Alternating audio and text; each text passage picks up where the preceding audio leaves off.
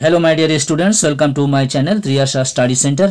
Friends, তোমরা যারা দ্বাদশ শ্রেণীতে পড়ছো 2025 উচ্চ মাধ্যমিক পরীক্ষা দেবে, তোমাদের যাদের ইতিহাস বিষয়টি আছে, আজকে তোমাদের কাছে একটা খুবই গুরুত্বপূর্ণ ভিডিও যেতে চলেছে।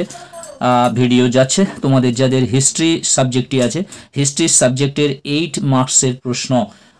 দেখো এখানে বাংলাতে 4-এর মতো হয়েছে, কিন্তু বাংলাতে লেখা, যাই হোক আমি এখানে 8 মার্কসটা দিয়ে দিচ্ছি, এটা ব্র্যাকেট করে দিচ্ছি।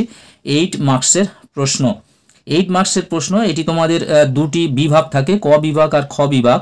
ক বিভাগে তোমাদের 5টি প্রশ্ন থাকে এবং খ বিভাগেও তোমাদের 5টি প্রশ্ন থাকে। এই ক বিভাগে কিন্তু তোমাদের দাগ নাম্বার থাকবে 4টি এবং প্রথম প্রশ্নটির একটা অর থাকবে অথবা থাকবে। যাই হোক, তোমাদের টোটাল মোটের উপর তোমাদের 10টি প্রশ্ন তোমাদের থাকবে।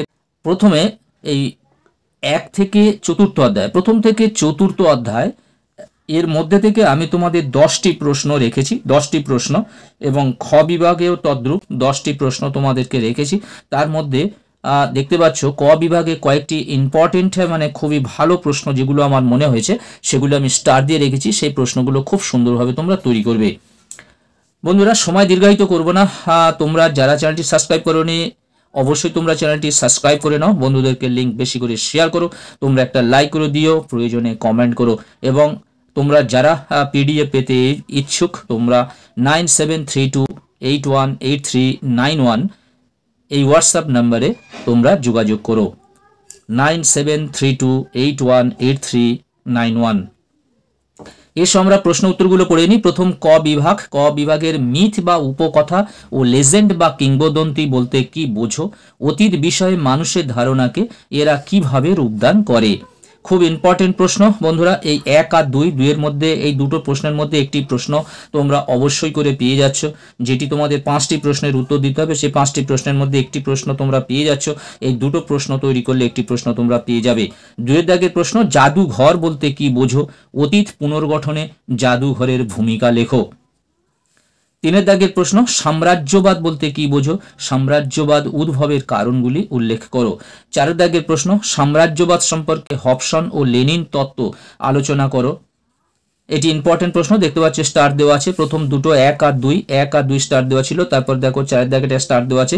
সাম্রাজ্যবাদ সম্পর্কে হবসন ও লেনিন তত্ত্ব আলোচনা করো, এবং এই প্রশ্নটির উত্তর আমার শর্টসে দেওয়া আছে, উত্তর করে দিয়েছি, নোটস করে দিয়েছি, সেখান থেকে তোমরা দেখে নিতে পারো। 5-এর দাগের প্রশ্ন, চীনের উপর আরোপিত বিভিন্ন অসম চুক্তিগুলির সংক্ষিপ্ত আলোচনা করো। 6-এর দাগের প্রশ্ন, দেখতে পাচ্ছ স্টার দেওয়া আছে, ব্রিটিশ ইস্ট ইন্ডিয়া কোম্পানির আমলে ভারতের ভূমি রাজস্ব ব্যবস্থার সংক্ষিপ্ত পরিচয় দাও। এবং 7-এর দাগের প্রশ্ন, ঔপনিবেশিক ভারতে অবশিল্পায়নের কারণ ও ফলাফল ব্যাখ্যা করো। এবং 8-এর দাগের প্রশ্ন, ব্রিটিশ শাসনকালে আদিবাসী ও দলিত সম্প্রদায়ের বিবরণ দাও। এটিও দেখতে পাচ্ছ স্টার দেওয়া আছে, এটা খুব ইম্পর্টেন্ট প্রশ্ন। এই প্রশ্নটিও আমি তোমাদের নোট বানিয়ে দিয়েছি এবং শর্টস চ্যানেল থেকে তোমরা সেখান থেকে এর উত্তরটা কালেকশন করতে পারো। 8-এর দাগের প্রশ্ন। 9 দাগের প্রশ্ন হলো, বাংলায় নবজাগরণের প্রকৃতি আলোচনা করো, এর সীমাবদ্ধতা কি ছিল? সীমাবদ্ধতা কি ছিল? এবং 10-এর দাগের শেষ প্রশ্ন, চীনের চৌঠা মে আন্দোলনের কারণগুলি বিশ্লেষণ করো, এই আন্দোলনের প্রভাব আলোচনা করো। এই 10টি প্রশ্ন দিলাম বন্ধুরা। এই 10টি প্রশ্ন থেকে তোমাদের 5টি প্রশ্ন প্রথম খণ্ডে বা প্রথম বিভাগে তোমাদের 5টি প্রশ্ন থাকবে। এই 5টি প্রশ্নের মধ্যে থেকে তোমাদের 4টি প্রশ্নের উত্তর করতে হবে। এবার চলে এসো খ বিভাগ। তার আগে বলি, তোমরা যারা চ্যানেলটি সাবস্ক্রাইব করোনি অবশ্যই তোমরা চ্যানেলটি সাবস্ক্রাইব করে নাও, বন্ধুদেরকে লিঙ্ক বেশি করে শেয়ার করো, তোমরা একটা লাইক করে দিও, প্রয়োজনে কমেন্ট করো। আর তোমরা যারা এর পিডিএফ পেতে ইচ্ছুক তোমরা হোয়াটসঅ্যাপ গ্রুপে যোগ দিয়ে দাও, 9732818391। এটি তোমাদের ইতিহাসের যে 8 নম্বর মানের প্রশ্নের লাস্ট মিনিট সাজেশন, এটি তোমাদের ইতিহাসের লাস্ট মিনিট সাজেশন। দেখো খ বিভাগ, খ বিভাগে তোমাদের অর্থাৎ 11 দাগে রেখেছি, লখনৌ চুক্তির শর্তাবলী উল্লেখ করো, এই চুক্তির গুরুত্ব সম্পর্কে সংক্ষেপে আলোচনা করো। দেখো এই প্রশ্নটিও স্টার দিলাম, এই প্রশ্নটিও ভালো প্রশ্ন, খুব সুন্দরভাবে এই প্রশ্নটি তৈরি করবে। 2-এর দাগের প্রশ্ন, জালিয়ানওয়ালাবাগের হত্যাকাণ্ডের প্রেক্ষাপট কি ছিল, এই ঘটনার গুরুত্ব আলোচনা করো। 3-এর দাগের প্রশ্ন, ভারত ছাড়ো আন্দোলনের ঐতিহাসিক তাৎপর্য ব্যাখ্যা করো এবং এই আন্দোলনে মহিলাদের অংশগ্রহণ সম্পর্কে সংক্ষেপে আলোচনা করো। এটি ইম্পর্টেন্ট আছে, দেখতে পাচ্ছ স্টার দেওয়া রয়েছে যে ভারত ছাড়ো আন্দোলনের ঐতিহাসিক তাৎপর্য ব্যাখ্যা করো এবং এই আন্দোলনের মহিলাদের অংশগ্রহণ সম্পর্কে সংক্ষেপে আলোচনা করো। 4 দাগের প্রশ্ন, গণপরিষদ গঠনের প্রেক্ষাপট আলোচনা করো, গণপরিষদের 2 জন সদস্যের নাম করো। 5 দাগের প্রশ্ন, ট্রুম্যান নীতি কি, মার্শাল পরিকল্পনার উদ্দেশ্যগুলি কি ছিল, মার্শাল পরিকল্পনার উদ্দেশ্যগুলি কি ছিল, এটাও আমি স্টার দিয়ে রেখেছি, ইম্পর্টেন্ট আছে, ভালো করে তৈরি করবে। এবং 6 দাগেরটাও খুব ভালো প্রশ্ন, ঠান্ডা লড়াই বলতে কি বোঝায়, ঠান্ডা লড়াইয়ের তাত্ত্বিক ভিত্তি ব্যাখ্যা করো। এটা ইম্পর্টেন্ট প্রশ্ন, স্টার দেওয়া রয়েছে। 7 দাগের প্রশ্ন, 1950-এর দশকে আন্তর্জাতিক রাজনীতিতে কমিউনিস্ট চীনের প্রভাব নিরূপণ করো। 8 দাগের প্রশ্ন, স্বাধীন ভারতের প্রথম 3টি পঞ্চবার্ষিকী পরিকল্পনার লক্ষ্য ও গুরুত্ব আলোচনা করো। স্বাধীন ভারতের প্রথম 3টি পঞ্চবার্ষিকী পরিকল্পনার প্রথম, দ্বিতীয় এবং তৃতীয় লক্ষ্য ও গুরুত্ব আলোচনা করো। 9 দাগের প্রশ্ন, এই 2টি স্টার দেওয়া রয়েছে দেখতে পাচ্ছ। 8 দাগের প্রশ্ন এবং 9 দাগের প্রশ্ন, উপনিবেশীকরণ বলতে কি বোঝায়, এর সামাজিক, রাজনৈতিক এবং অর্থনৈতিক তাৎপর্য ব্যাখ্যা করো। এই প্রশ্নটিও ভালো প্রশ্ন। এবং 10 দাগের প্রশ্ন, ইন্দোনেশিয়ার জাতীয়তাবাদী আন্দোলনে ডক্টর সুকর্ণের ভূমিকা আলোচনা করো। বন্ধুরা, প্রথম পর্যায়ে তোমাদের এর থেকেও অর্থাৎ খ বিভাগ বা খ খণ্ড, এর থেকে আমি তোমাদেরও ফের 10টি প্রশ্ন দিলাম এবং এই 10টি প্রশ্নের মধ্যে যেগুলি স্টার দেওয়া রয়েছে এই প্রশ্নগুলি তোমরা অবশ্যই করে একেবারে 100% তৈরি করবে এবং বাকি প্রশ্নগুলো তোমরা মোটামুটি পড়ে যাবে, যাতে তোমরা কিছুটা অন্তত 8-এর মধ্যে 5-6 পেতে তোমরা সক্ষম হও। তোমাদের ইতিহাসে প্রচুর ইম্পর্টেন্ট প্রশ্ন আছে, প্রত্যেকটি চ্যাপ্টার থেকে প্রচুর প্রশ্ন আছে, তার মধ্যে থেকে বেছে আমি প্রথম এবং দ্বিতীয় খণ্ড মিলে 20টি প্রথম পর্যায়ের প্রশ্ন নিয়ে আসলাম। এগুলি অবশ্যই তোমরা 100% তৈরি করবে, তার মধ্যে স্টার দেওয়াগুলি, এবং বাকিগুলো তোমরা পড়বে।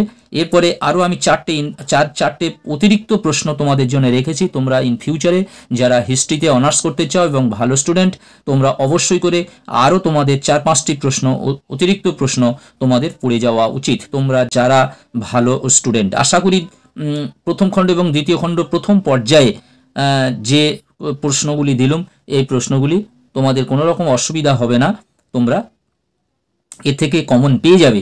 কিন্তু বাই চান্স যদি বলা যায় একটার জন্য হয়তো পুরো প্রশ্নগুলির উত্তর দিতে পারলে না, তাই তোমরা এই অতিরিক্ত প্রশ্ন 4টি একটু চোখের দেখে যেও।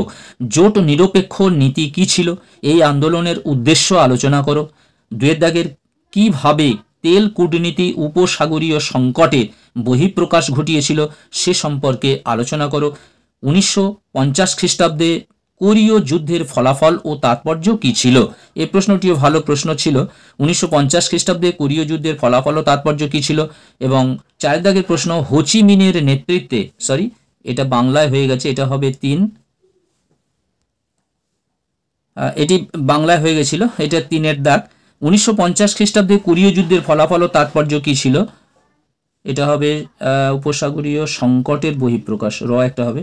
আর 4 দাগের অতিরিক্ত প্রশ্নটি হলো, হোচিমিনের নেতৃত্বে ভিয়েতনামের মুক্তিযুদ্ধের বিবরণ দাও।